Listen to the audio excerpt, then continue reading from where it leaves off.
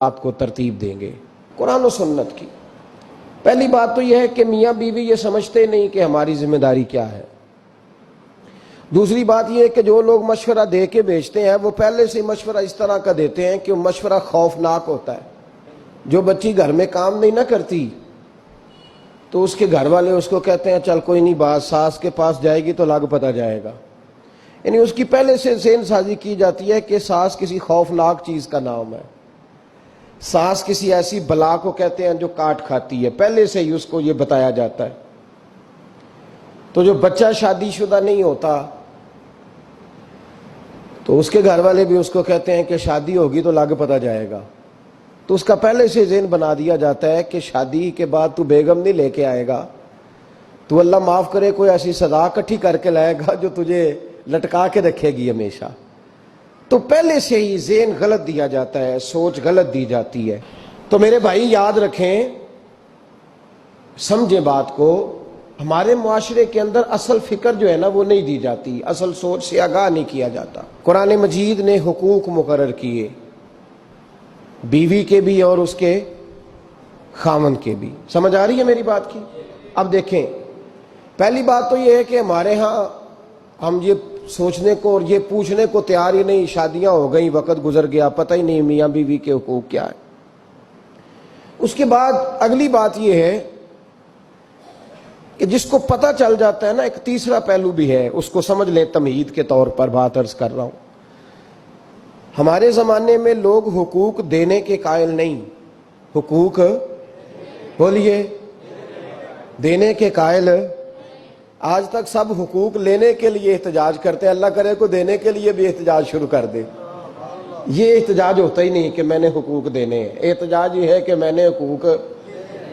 اچھا، اب میاں صاحب کو حدیثیں سنائی جاتی ہیں جب تو وہ گھر جا کے وہ والی حدیثیں سناتے ہیں جن میں خاوند کی شان ہوتی ہے، خاوند کی، اور بیوی نے بھی وہ کلپ نکال کے رکھا ہوتا ہے جس کے اندر سارے حقوق ہی عورتوں کے بتا دیے جاتے ہیں۔ وہ بھی اخبار کا وہ ٹکڑا سنبھال کے رکھتی ہے جس ٹکڑے پہ لکھا ہوتا ہے کہ اسلام عورت کو بڑے حقوق عطا کرتا ہے۔ تو تین باتوں کا خیال کریں۔ سب سے پہلے تو میرے بھائی اس بات کا خیال کریں کہ ہم نے حقوق سیکھنے ہیں انشاءاللہ تعالی، اور اس کے بعد دوسرا اس بات کا خیال کریں کہ حقوق سیکھ کر ان پر عمل کرنے کی کوشش کرنی ہے، اور تیسرا یہ بھی خیال فرمائیں ہمیشہ کہ مانگنے والا بھکاری ہوتا ہے، دینے والا سخی ہوتا ہے۔ تو حقوق مانگتے نہ پھریں، حقوق دینے کی کوشش کریں۔ جو حقوق دینے والے ہیں وہ سخی ہوتے ہیں۔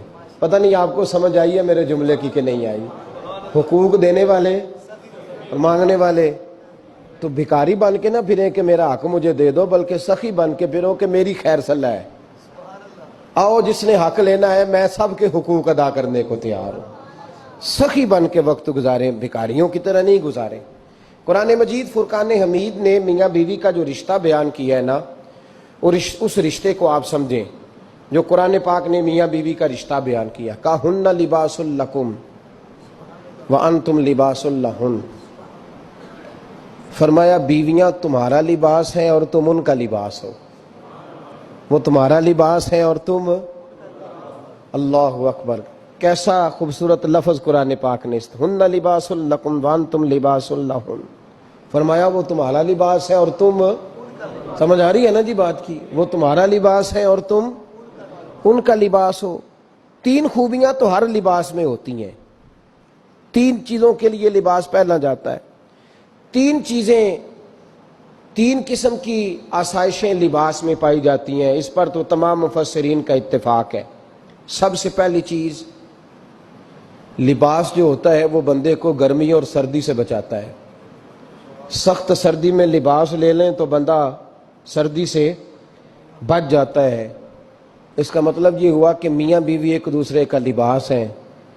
اگر بیوی کی طرف کوئی تکلیف آتی ہے تو میاں اس کو بچاتا ہے، اور اگر میاں کی طرف کوئی تکلیف آتی ہے تو عورت اس کو بچاتی ہے۔ میاں بیوی ایک دوسرے کا لباس ہے۔ لباس کیا کرتا ہے؟ لباس آدمی کے عیب چھپاتا ہے، اس کے وجود پر کتنے دھبے ہیں، کتنے نشان ہیں، وہ سارے چھپا لیتا ہے لباس۔ میاں بیوی ایک دوسرے کے عیب چھپانے والے ہوتے ہیں، عیب بتانے والے رونا رونے والے نہیں ہوتے کہ بی بی جب بھی میکے گئی اس نے جا کے رونا شروع کر دیا، اتنی میں تانگو دوسرا ہے ہی کوئی نہیں۔ اور خامد صاحب جب بھی ملے انہوں نے ایک ہی راگ الاپنا شروع کر دیا کہ میری کیا بات تھی، مجھے مل کیا گیا ہے، میں کیا تھا، میرے ساتھ ہوا کیا ہے۔ تو لباس ہیں، ایک دوسرے کا عیب چھپائیں گے، بولیے ایک دوسرے کا عیب چھپائیں گے، ایک دوسرے کی غلطیوں کی پردہ پوشی کریں گے۔ اور تیسرا لباس کا کیا مقصد ہوتا ہے؟ لباس شخصیت کا آئینہ دار ہوتا ہے۔ لباس آدمی کی اچھی اور خوبصورت طبیعت کا حصہ ہوتا ہے۔ جو لباس ہوتا ہے وہ انسان کو زینت بخشتا ہے، خوبصورت کر دیتا ہے۔ داڑھی والا آدمی ننگے سر پھرے تو خوبصورت نہیں لگتا، ٹوپی پہن لے تو بڑا پیارا لگتا ہے، ٹوپی پہنے تو بڑا، اور اگر امامہ باندھ لے تو نور نالا نور ہونا شروع ہو جاتا ہے۔ اللہ کرے آپ خوش ہو جائیں، آمین تو کہہ دیں، اور اللہ کرے فجر کی نماز آپ امامہ باندھ کی پڑھ لیں، آمین تو کہیں۔ چلو کونی جنہ دی داڑھی نہیں انہوں نے رکھنی چاہیے، جنہ دی نہیں انہوں نے موضوع نہیں تھا، پر ہماری بھی مجبوری ہے، داڑھی آ ہی جاتی ہے، ہر موضوع میں شامل ہو جاتی، رکھنی چاہیے۔ سب یاد رکھیں، لباس آدمی کو زینت دیتا ہے۔ قرآن مجید کے لفظوں پہ غور کرو، اگر تو شادی کے بعد بیوی کے آنے کی وجہ سے خامد کو سکون نہیں ملا تو اس کا مطلب ہے اس نے گھر کو زینت نہیں دی، اور اگر شادی کے بعد اس بچی کو تحفظ نہیں ملا، اس کو اپنے گھر کے اندر سکون نہیں ملا، تو اس کا مطلب ہے خاوند نے اسے زینت، اس لباس نے زینت نہیں دی۔ میاں بیوی ایک دوسرے کا لباس ہے، اس مقدس رشتے کو اسلام نے باندھا، اور لباس کہہ کے باندھا۔ میرے رسول کریم علیہ الصلوۃ والسلام نے پہلے تو خارجی لوگوں کو منع کیا ہے۔ میری ذاتی رائے یہ ہے کہ میاں بیوی کی ذاتی لڑائی کوئی بھی نہیں ہوتی، ذاتی لڑائی، میری باتوں کی سمجھ تو آ رہی ہے نا آپ دوستوں؟ کوئی نہیں آ رہی؟ اللہ جزا دے آپ۔ میاں بیوی کی ذاتی لڑائی کوئی نہیں ہوتی۔ ہوتا پتہ کیا ہے؟ لڑکے سے پوچھیں کہ بتائیں جناب کیا حال ہے، تو کہتے ہیں بیوی میری صحیح ہے، اس کے گھر والے نہیں صحیح۔ سنا ہے آپ نے بھی کبھی یہ لفظ؟ تو اسی طریقے سے اگر لڑکی سے پوچھیں کہ تیرا کیا حال ہے، تو کہتی ہے خامن تو میرا دھیان رکھتا ہے، اس کی اماں نہیں خیال رکھنے دیتی۔ تو لڑائی جو ہوتی ہے وہ تیسرے آدمی کی وجہ سے ہوتی ہے۔ تیری اماں آئی تھی تو اس طرح کہہ گئی، تو تیرا بھائی آ گیا تھا تو وہ یہ کہہ گیا، تیسرے فرد کی وجہ سے۔ میرے نبی کریم علیہ الصلوۃ والسلام نے تیسرے بندے کو سمجھایا ہے، تیسرے فرد کو حضور نے سمجھایا ہے۔ نبی پاک علیہ الصلوۃ والسلام نے فرمایا خبردار، ماں، بھائی، بیٹا، باپ سارے لحاظ کریں، بسنے دے میاں بیوی کو۔ اگر شادی کر دیا تو ان کو سکون سے رہنے دو۔ تم دو جملے کہہ کے چلے گئے، کوئی عیب نکال کے جو چھپا ہوا تھا خاوند کی نظر میں وہ نکال کے بتا دیا کہ تیری بیوی یہ کام بھی کرتی ہے، اب تم تو ہٹ گئے وہ بات کہہ کے، اب انہوں نے اکٹھے رہنا ہے، ان کی زندگی مصیبت کا شکار ہو گئی، آزمائش میں آ گئے وہ دونوں، ساری زندگی کڑتے رہے۔ ایک عیب نکال کے لڑکی کے گھر والے لڑکے کا اسے بتا کے چلے گئے تیرے خامد میں یہ عیب پایا جاتا ہے، وہ ساری زندگی کڑتے رہیں گے، تکلیف میں رہیں گے، انہوں نے تو اکٹھے رہنا ہے۔ بتانے والا چلا گیا، میرے رسول کریم صلی اللہ علیہ وسلم فرماتے ہیں لعنتی ہے وہ شخص، لعنتی، لعنتی ہے وہ شخص۔ یا رسول اللہ کون سا؟ فرمایا جو بیوی کو مرد کے خلاف اکساتا ہے اور مرد کو بیوی کے خلاف اکساتا ہے، وہ لعنتی ہے، ملعون ہے، رحمت الہی سے دور ہے وہ شخص۔ انہیں قریب کرنے کی کوشش کر، تو ان کے اندر محبت پیدا کرنے کی کوشش کر۔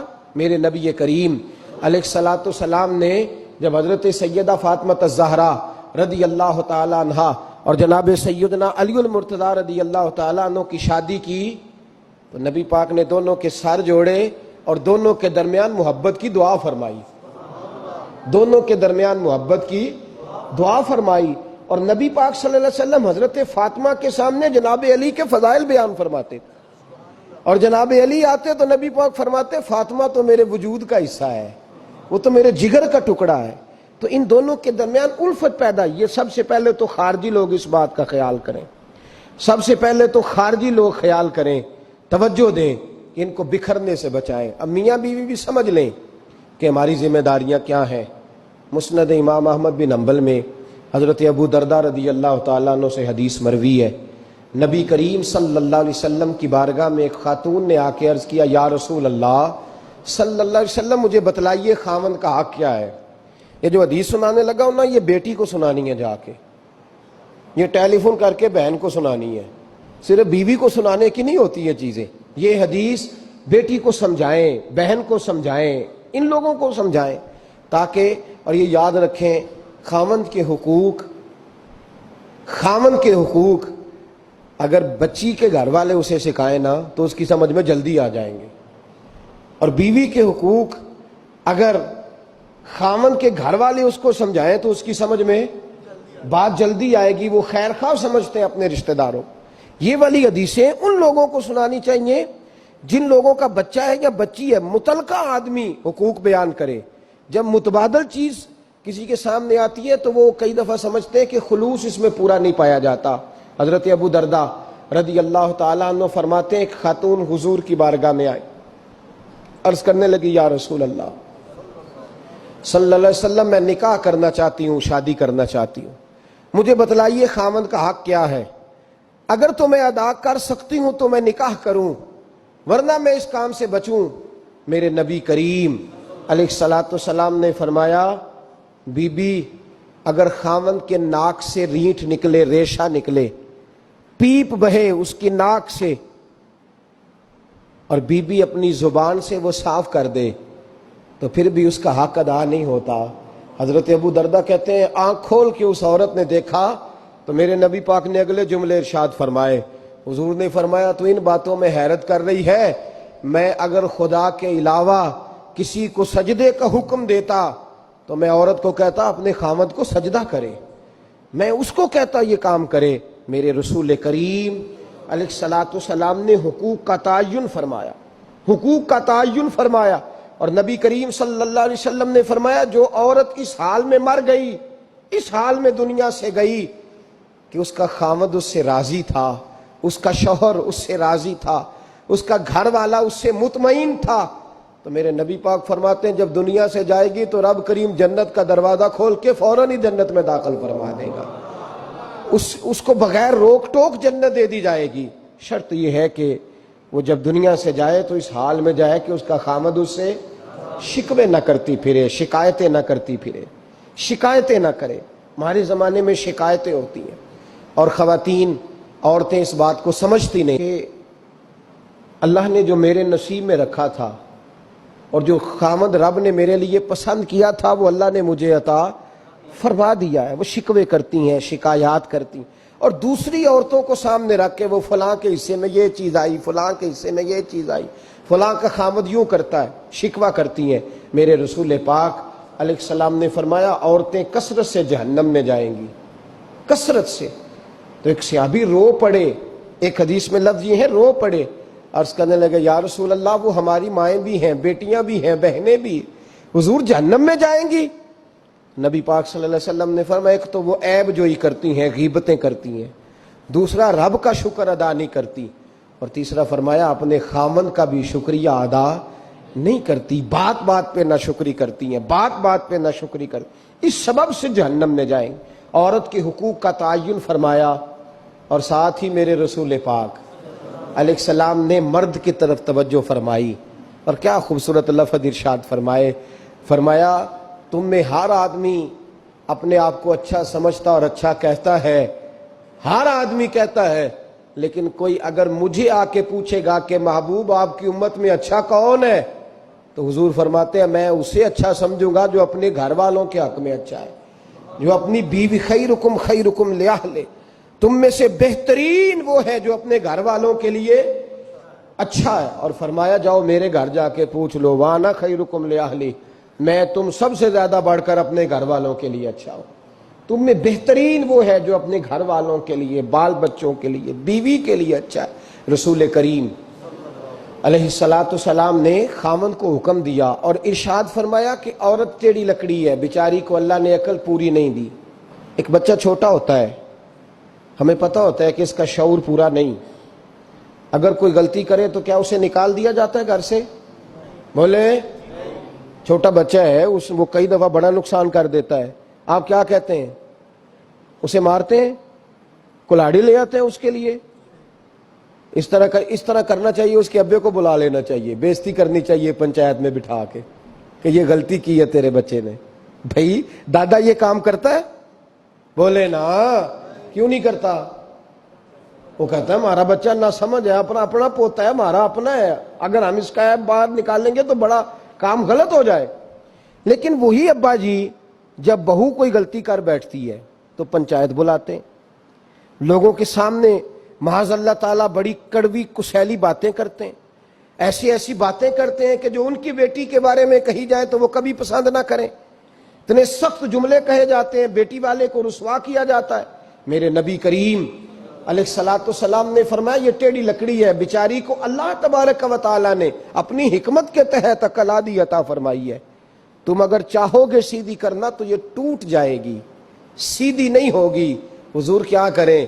فرمایا اس کے ساتھ گزارا کرو، اللہ تمہیں اجر عطا فرمائے گا، اس کے ساتھ وقت گزارو، اللہ تمہیں اس کا، یہ ذہن بنانا چاہیے خاوند کو کہ یہ، اور خاوند کی ذمہ داری ہے۔ اعلیٰ حضرت رحمۃ اللہ علیہ نے فتاوی رضویہ کی 24ویں جلد میں بالتفصیل لکھا ہے، آپ فرماتے ہیں خاوند کی ذمہ داری ہے عورت کو کپڑا فراہم کرنا، روٹی فراہم کرنا، رہنے کے لیے گھر دینا، نان نفقے کا خیال کرنا، اور آپ فرماتے ہیں اگر وہ مطالبہ کرے تو ہفتے میں ایک دن اس کے ماں باپ سے ملانے بھی لے جا سکتا ہے، ہفتے میں، جی کوئی نہیں بول دے تسی، ہفتے نہیں، یہ نہیں صحیح لفظ، ہر ہفتے اے سوکھ ہے، کدوں ملان کھڑنا ہے؟ پاویں نہ بولو، گل جڑی سچی ہو تے سچی ہے، ملان کدوں لے جانا ہے؟ اچھا اپنی اماں نو روز ملدا ہے سویرے شام، تے وہ کہندی مینوں بھی اماں نو ملا لیا، تے کہندا روز نہیں جائیدا، تو تم بھی نہ ملا اپنی اماں نو روز بھائی۔ دیکھیں نا اعلیٰ حضرت فرماتے ہیں ہفتے میں ایک دفعہ ماں باپ سے بولے۔ بیٹی کا پیار ماں باپ سے زیادہ ہوتا ہے کہ بیٹے کا؟ تو سارے پتا ہے، یعنی تسی گھٹ کر دے ہو نا، تاں بیٹی دا نام لیا جے، صحیح بات کر رہا ہوں؟ تو جس کا پیار زیادہ ہے اس کو روک دیا، کہتے نہیں روز نہیں جائیدا، سال بعد جائیں، بلکہ ان تے اللہ خیر کرے، اللہ پاک فضل کرے، داماد صاحب کی عزت ہی نہیں نہ ہوتی، اس کو آنکھوں پہ بھی اٹھائے تو کہتے ہیں تیرے گھر دے میری عزت نہیں کر دے، پتہ نہیں ہن تو عزت بھائیا کیڑی شے دا نام رکھیا ہے، وہ کیڑی ہے جڑی تینوں چاہیے ہے، اللہ ہی بہتر جانتا ہے۔ عزت نہیں کرتے تو لہذا میرا پروٹوکول نہیں، پھول لے کے کھڑے نہیں ہوتے گلی میں، وہ باہر نہیں نکلتے، وہ اشتہار نہیں چھاپتے کہ داماد صاحب آ رہے ہیں، اور ویسے بھی میں کہاں جاؤں، مطلب یہ کہ چپس بھی نہیں ہے، انہوں نے سنگ مرمر بھی نہیں لگوایا ہوا، تو میں کیسے جاؤں، میری شان کے خلاف۔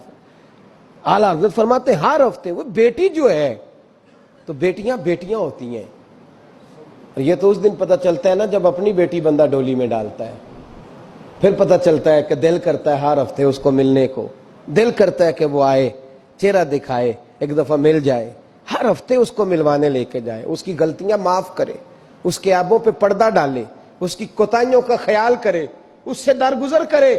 میرے نبی کریم صلی اللہ علیہ وسلم نے فرمایا میں اپنی امت کو حکم دیتا ہوں کہ اپنی بیوی سے بغض نہ پالنا، بغض نہ پیدا کرنا، کوئی غلطی کرے تو بغض نہ پیدا کرنا، بغض نہ رکھ لینا سینے میں کہ تو ہے ہی ایسی، تو ہے ہی، بغض نہ پالنا۔ اور کیا خوبصورت لفظ ہیں حضرت خدیجہ الکبریٰ کے سرتاج کے، اور کیا لفظ ہیں جناب سیدہ آمنہ کے لال کے۔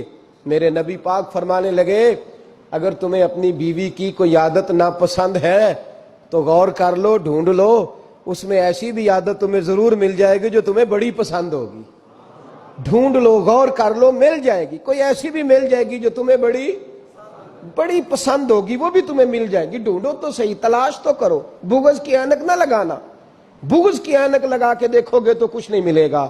نبی رحمت سید عالم صلی اللہ علیہ وسلم، پہلی بات یہ ہے کہ اللہ کے حبیب نے تعین فرمایا، اور پھر عملی طور پر حضور نے وہ چیزیں کر کے دکھائیں۔ حضرت سیدہ طیبہ طاہرہ جناب فاطمہ کو نبی پاک نے رخصت فرمایا، حضرت علی کے گھر کے سارے کام جناب فاطمہ کرتی تھی، سارے کام، کسی ایک جگہ بھی شکایت نبی پاک صلی اللہ علیہ وسلم نے نہیں فرمائی کہ میری بیٹی سارے کام کرتی ہے، بلکہ حضرت اسماء کے بارے میں سیاستہ میں روایت ہے، جناب ابو بکر صدیق کی صاحبزادی، یہ نبی پاک صلی اللہ علیہ وسلم کے پھپھی زاد بھائی حضرت زبیر بن عوام، عشرہ مبشرہ سے ان کے گھر میں بیاہی گئی تھی۔ حضرت جناب اسماء کہتی ہے میں مالدار باپ کے گھر سے گئی تھی، امیر باپ تھے جناب صدیق اکبر. میں تاجر باپ کے گھر سے گئی تھی, لیکن زبیر بن عوام کے گھر میں گئی تو فرماتی ہے مجھے ان کے اونٹوں کو چارہ بھی ڈالنا پڑتا تھا, مجھے گھر کے سارے کام کرنے پڑتے تھے. فرماتی ہے میں چنے پیس کر جانوروں کے لیے میں خوراک بھی تیار کرتی تھی, اور وہ چلے جاتے تھے تو میں ان کے گھوڑے کی دیکھ بھال بھی کرتی تھی. لیکن قربان جائیں جناب اسماء فرماتی ہیں ایک دن بھی میں اپنے باپ کے گھر شکایت لے کے نہیں گئی. اور عجیب لفظ ہے حدیث پاک میں, عجیب لفظ ہے. آپ فرماتی ہیں میں ایک دن گھاس لے کے آ رہی تھی, رستے میں رسول پاک تشریف لا رہے تھے, حضور اونٹ پہ تھے. بڑی خوبصورت حدیث. حضرت اسماء فرماتی ہیں میں خامند کے گھر میں کام کاج کرتی تھی, میں چارہ لے کے آ رہی تھی, اونٹ پہ حضور تشریف لائے. نبی پاک نے اونٹ کو بٹھایا, اونٹ بیٹھ گیا تو حضور نے فرمایا اسماء میرے پیچھے بیٹھ جاؤ, میں تمہیں گھر تک چھوڑ دوں.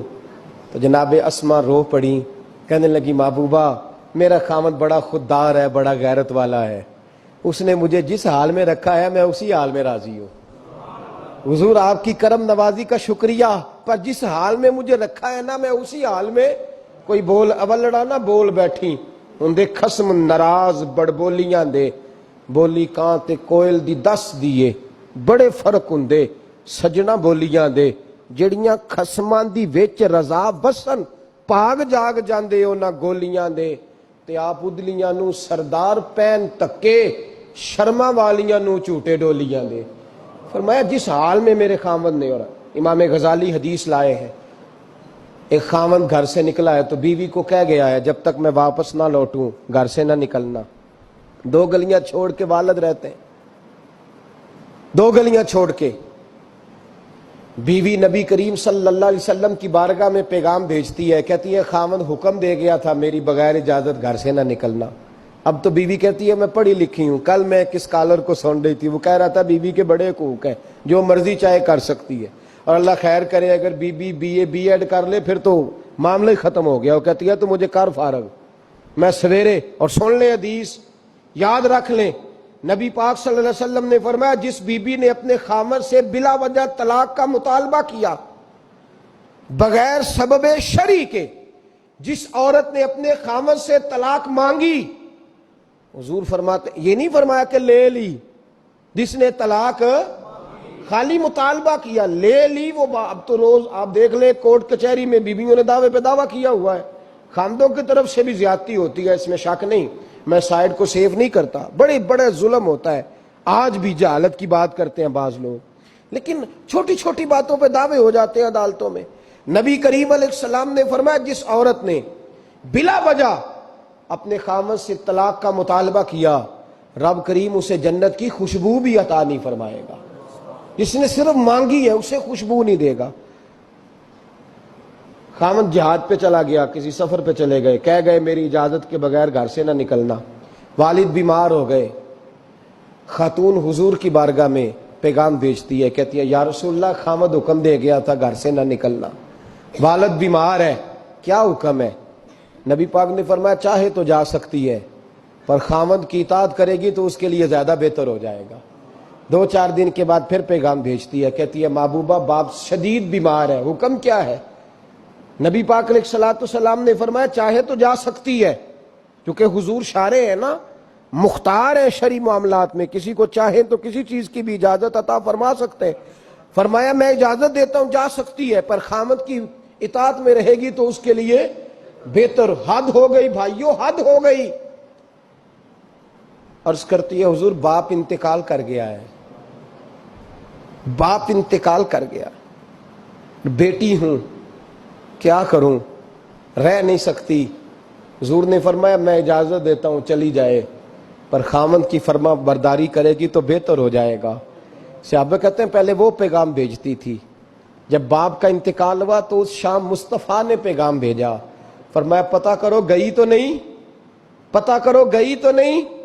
صحابی نے واپس آ کے عرض کی حضور کوئی نہیں گئی. فرمایا جاؤ اسے جا کے میری طرف سے خوشخبری دے دو کہ تو نے اپنے خامند کی فرما برداری کی ہے, رب کریم نے تجھے بھی بخش دیا ہے, تیرے باپ کی بھی بخشش فرما دی, تیرے اس عمل نے تیرے باپ کی بخشش کا سبب بنا دیا ہے. میرے بھائی جڑیاں خسماں دی وچ رضا وسن بھاگ جاگ جاندے ہو نہ گولیاں دے, ان کو. اور یہ تعلیم میں نے کہا بیٹی کو دینے والی, یہ بہن کو بتانے والا مسئلہ, یہ اپنے گھر کے اندر ترویج کرنے والا دین ہے. میرے نبی کریم علیہ الصلوۃ والسلام نے حکم دیا, ارشاد فرمایا کہ یوں کریں. اور عورتوں کو نبی پاک نے تاکید فرمائی, فرمایا تم مجھے گارنٹی دو کہ 5 نمازیں پڑھو گی, روزے رکھو گی, شرعی پردے کی حفاظت کرو گی اور اپنے خاوند کی فرما برداری کرو گی. تم 4 باتوں کی گارنٹی دو, میں اللہ کا رسول ہو کے تمہیں جنت کی گارنٹی عطا کرتا ہوں. اور یہ بھی یاد رکھیں, جس گھر میں میاں بیوی کا سلوک نہیں ہوتا وہ گھر سارا تباہ ہو جاتا ہے, وہ سارا گھر اذیت کا شکار رہتا ہے. اور آپ کو پتہ ہے سب سے زیادہ نقصان کس کا ہوتا ہے؟ اس گھر کے بچوں کا. وہ بچے ٹوٹ پھوٹ کا شکار ہوتے ہیں, انہیں سمجھ نہیں آتی کہ باپ کی طرف جائیں کہ ماں کی طرف جائیں. جس گھر کے اندر میاں بیوی کا سلوک نہیں ہوتا, جس گھر کے اندر میاں بیوی میں محبت نہیں ہوتی, ان دونوں کے درمیان جب پیار ہوتا ہے, ان دونوں کے درمیان جب محبت ہوتی ہے, ہمارے ہاں تو ایک دوسرے کے رشتہ داروں کی طرف دیکھنا ہی لوگ پسند نہیں کرتے. میرے نبی کریم علیہ السلام کا کمال یہ تھا کہ جناب ختیجہ کے وہ بچے جو پہلے شوہر سے تھے, ایک دفعہ وہ بچے وہ کلمہ پڑھ گئے, مسلمان ہوئے. حضرت ختیجہ کا وہ بیٹا جو پہلے شوہر سے تھا, حضرت ختیجہ کے بھائی نہیں, بہنیں نہیں, بیٹا جو پہلے شوہر سے ہے, ایک دن وہ بیٹا آیا تو حضرت عائشہ صدیقہ فرماتی ہے حضور حجرے میں تھے, بچہ باہر بولا, نبی پاک کے کانوں میں آواز گئی تو حضور فرمانے لگے او ہو یہ تو ختیجہ کا بیٹا آ گیا ہے, تو میرا بیٹا آ گیا ہے. فرماتی ہیں دوڑ کے حضور گئے, گلے سے لگایا, پیار کیا, محبت فرمائی نبی پاک صلی اللہ علیہ وسلم. تو اللہ کے رسول صلی اللہ علیہ وسلم تو زوجہ کے گھر والوں کے ساتھ, بلکہ کنز المال میں حدیث ہے, حضرت عائشہ صدیقہ رضی اللہ تعالیٰ عنہ فرماتی ہیں دوپہر کو حضور قیلولہ فرماتے تھے, آرام کرتے تھے. اس وقت میں اکثر صحابہ ملنے نہیں آیا کرتے تھے, پتہ ہوتا تھا یہ محبوب کے آرام کا وقت ہے. ایک دن ایک بوڑھی بی بی ملنے آ گئی, اور بی بی جب آئی تو بغیر وقت کے آ گئی. جناب عائشہ فرماتی ہیں کہ میں نے کہا کہ یہ شاید جانتی نہیں, بہرحال آ گئی ہے. تو کہتے ہیں وہ خاتون آئی تو نبی پاک صلی اللہ علیہ وسلم کا چہرہ کھل اٹھا اسے دیکھ کے. حضور نے بڑا زیادہ وقت عطا کیا, دیر تک بیٹھے, اس کی باتیں سنتے رہے, محبت کے ساتھ جواب دیتے رہے. جب فارغ ہو گئی تو اس نے کہا حضور میں جاؤں؟ نبی پاک نے فرمایا ٹھہر جاؤ. حضور نے کتنے تحفے تیار کیے, غلام کی ڈیوٹی لگائی, گھر تک پہنچائے. حضرت عائشہ صدیقہ فرماتی ہیں نبی کریم صلی اللہ علیہ وسلم لیٹ گئے. میرے دل میں خیال آیا حضور آرام کر رہے ہیں, رات کو جب واپس آئیں گے عشاء کے بعد تو پوچھوں گی یہ عورت کون ہے. لیکن جب میں اٹھ کے نبی پاک کے قریب گئی تو اللہ کے رسول تو بیدار ہیں. تو میں نے فوراً کہا, میں نے کہا یا رسول اللہ صلی اللہ علیہ وسلم جتنا وقت آپ نے اس خاتون کو دیا ہے میں نے کبھی کسی کو دیتے دیکھا نہیں. یہ آئی بھی اس وقت میں جس میں روٹین سے صحابہ تشریف نہیں لاتے, اور پھر آپ نے بڑا انفرادی وقت دیا, اس کو بڑا اہم وقت دیا.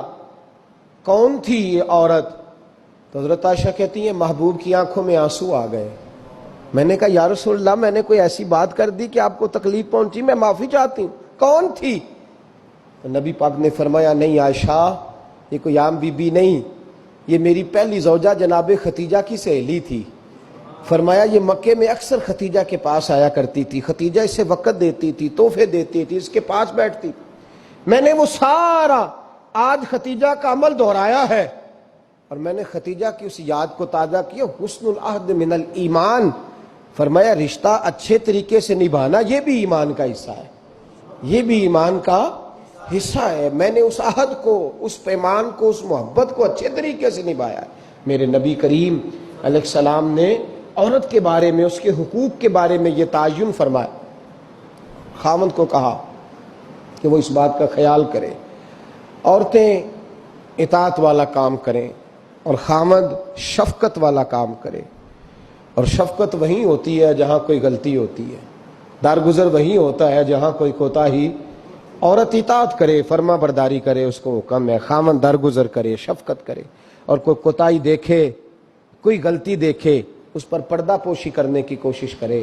یاد رکھیں اعلیٰ حضرت فاضل بریلوی رحمۃ اللہ علیہ فرماتے ہیں جو مردان خدا ہیں, جو اللہ کے بندے ہیں, جو مردان خدا ہیں, فرمایا ان کا طریقہ تو یہ ہے کہ وہ اپنے گھر والوں کی بڑی بڑی غلطیاں معاف کرتے ہیں. بڑی بڑی کوتاہیاں، بڑی بڑی. حضرت ابو الحسن رحمت اللہ تعالی علیہ، جناب ابو الحسن خرقانی بہت بڑے درویش صوفی گزرے ہیں اور صاحب بصیرت اور زندہ اور بیدار مغز صوفی تھے. صرف ہو والے صوفی نہیں تھے. ان کو خبر ہی نہیں کہ معاشرے میں میں کھٹکتا ہوں دل عالم میں کانٹے کی طرح، اور تو فقط اللہ ہو اللہ ہو اللہ ہو. حضرت ابو الحسن خرقانی خانقاہ بھی آباد کرتے تھے، اور معاشرے میں کبھی ظلم ہوتا تھا تو بادشاہوں کا جا کے حقہ پانی بھی بند فرما دیا کرتے تھے. بڑے بیدار مغز اور بیدار ذہن صوفی تھے. حضرت باجید بستامی رحمۃ اللہ علیہ کے سجادہ تھے. اور محمود غزنوی آپ کا مرید تھا. اب بہت صاحب بصیرت بادشاہ ہوا ہے، وہ آپ کا خدمت گزار تو حاضر ہوتا تھا. محمود غزنوی کہتے ہیں جب میں پہلے دن گیا تو بابا جی مجھے اٹھ کے نہیں ملے، بیٹھے بیٹھے سلام کیا. واپس آنے لگا تو مجھے چھوڑنے آئے میری سواری تک. تو میں نے کہا حضرت جی جب آیا تھا تو پوچھا بھی نہیں اور اب چھوڑنے آ گئے. تو فرمانے لگے جب تو آیا تھا تیرے اندر تکبر تھا، تو کہتا تھا مولوی بادشاہوں کو اٹھ اٹھ کے ملتے اس لیے نہیں ملا. اور اب تو سوچ رہا ہے کہ نہیں سارے مولوی ایک طرح کے نہیں ہوتے، اس لیے میں تیری عزت دینا تیرے لیے ضروری سمجھا ہے، اس لیے تجھے چھوڑنے آیا ہوں. حضرت ابو الحسن بڑے صاحب بصیرت آدمی. ایک آدمی یمن سے آیا کئی 100 کلومیٹر کا سفر طے کر کے ملنے. اس نے دروازے پہ دستک دی، حضرت کے گھر کے دروازے، بادشاہ کے پیر ہیں. اندر سے بی بی صاحبہ بولی کون ہے دروازے پہ؟ فرمایا میں یمن سے آیا ہوں یا مصر سے آیا ہوں، بڑی دور سے ملاقات کرنی ہے. حضرت صاحب کدھر ہیں؟ تو بی بی کہنے لگی تجھے بھی کوئی کام نہیں جس طرح اسے کوئی کام نہیں، تو بھی فارغ ہے اس کی طرح، بس یہی اللہ ہو یہی ڈیوٹی ہے تیری بھی. میں نے کہا یار اتنا بڑا صوفی اور گھر میں اس کا کیا حال ہے، وہ بات کرنے والی. تو میں نے کہا جناب حضرت کدھر ہیں؟ تو کہنے لگی وہ کوئی جنگل میں بیٹھا اللہ اللہ کر رہا ہوگا، نہ بچوں کی فکر نہ گھر بار کی فکر، مسئلوں سے بھی پیٹ بھرتے ہیں کبھی، ادھر بیٹھا ہوگا. جا ملنا ہے تو تو بھی چلا جا، دوبارہ دروازے پہ دستک نہ دینا خبردار. کہتے ہیں میرے وہ جو میں ایک ذائچہ بنا کے آیا تھا نا اللہ کے ولی کا، وہ میرا سارا ہی ٹوٹ گیا. میں نے کہا کچھ نہیں یار، جس کا گھر حال نہیں تو باہر کیا ہوگا، اندر ہی کوئی طبیعت نہیں. لوگ فٹافٹ اعتراض کرتے ہیں، کہتے ہیں صاحب فلاں بندے کو نہیں صحیح کر سکے تو، حالانکہ یہ بات اور ہے، یہ پہلو اور ہے. نوح علیہ السلام کی بیوی اگر کافر رہ جائے، بیٹا اگر غیر مسلم رہ جائے تو یہ حکمت الہی ہوتی ہے، یہ اللہ پاک کی حکمت ہوتی ہے، حکمت ہوتی ہے. اس میں پیغمبر کی تبلیغ میں کوئی اعتراض نہیں کیا جا سکتا. اس نے کہا جنگل میں ہوں گے تو بھی چلا جا. کہتے ہیں وہ جو میرے ذہن میں ان کا زاویہ تھا، وہ جو ایک شخصیت کا روپ میں بنا کے وہ تو نکل گیا، لیکن میں نے کہا چل اتنی دور سے آیا ہوں بابے سے میل ہی لیتا ہوں، شام ہو گئی ہے رات بھی رہنا ہے. کہتے میں نے جنگل کی طرف منہ کیا تو حضرت جنگل سے آ رہے تھے اور شیر پہ بیٹھے ہوئے تھے، شیر پہ بیٹھے تھے. فرماتے ہیں پھر میرے دل میں خیال آیا، میں نے کہا بی بی قابو آتی نہیں اور شیر کو قابو کیا ہوا ہے. پھر وسوسہ آیا اتقوا فراست المومن فإنه ينظر بنور اللہ، رواہ ترمذی او کما قال صلی اللہ علیہ وسلم. اللہ کے رسول فرماتے ہیں مومن کی فراست قلبی سے ڈرو، وہ تو اللہ کے نور سے دیکھا کرتا ہے، اللہ کے دیے ہوئے نور سے دیکھتا ہے. اللہ اکبر. جب یہ بات سنی نا اس نے، کہتے میں نے دل میں سوچی تو حضرت میرے دل کی بات جان گئے اور فرمانے لگے او بھائی، کہتے میں نے کوئی حال بتایا نہیں، خود ہی فرمانے لگے میاں اس کے اندر صرف ایک ہی غلطی ہے کہ وہ زبان کی ٹھیک نہیں، بستر کی بڑی پاک ہے، نظر کی بڑی پاک ہے، کردار کی بڑی اچھی ہے، میرے بچوں کو پالتی ہے، بس زبان کی ذرا ٹھیک نہیں. اور فرمانے لگے میں اس نتیجے پہ پہنچا ہوں اگر میں نے اسے نکال دیا تو اور کوئی رکھے گا نہیں، بیچاری زندگی ساری پریشانی میں گزار دے گی، اور پھر اگلے لفظ کہے تو حد ہو گئی. فرمانے لگے میں اس بد زبان سے اس نے سلوک کرتا ہوں، اللہ نے یہ بے زبان مخلوق میری فرما بردار بنا دی ہے. فرمایا یہ میرے وظیفوں چلوں عبادتوں سے نہیں آیا شعر، یہ اس بد زبان سے اس نے سلوک کرتا ہوں تو رب نے یہ بے زبان مخلوق میری. اب یہ گنجائش، یہ حکم خامن کے لیے ہے، یہ تقریر سن کے بی بی نہ کہہ دے کہ میں نے بد زبان ہونا ہے تو آپ فرما برداری کرے میری. تو یہ جس کے لیے بات ہو اسی تک رہے. خامد کو حکم ہے کہ اگر کوئی کوتاہی ہے تو اس کوتاہی کی پردہ پوشی کرے، घर जो होता है ना, घर, कुछ चीजें इजाजत नहीं दे रही मेरी कि मैं कुछ और बात आपसे करूं, कुछ आपको नींद भी आ रही है। देखें, पूरा वजूद सलामत हो और अंदर रूह ना हो तो बंदा जिंदा रह सकता है? जेड़े नहीं बोले उन्हें रह लेना, मेरा ख्याल। वजूद हो सारा सलामत है लेकिन रूह सलामत, बंदा बच जाएगा? बोले ना यार, जिन्हें नींद आ रही हो बोलो, नहीं ना रह सकता। पूरे घर में हर शय हो, जिम्मेदारी से बात कर रहा हूं, पूरे घर में हर शय मौजूद हो, अगर घर में दीन ना हो तो घर चलता नहीं चल सकता। जिस घर में नमाज ना हो वो घर नहीं चलता, जिसमें कुरान पाक ना हो वो घर, इसलिए कि दीन रूह है। दीन, अगर घर में दीन नहीं तो घर चल सकता।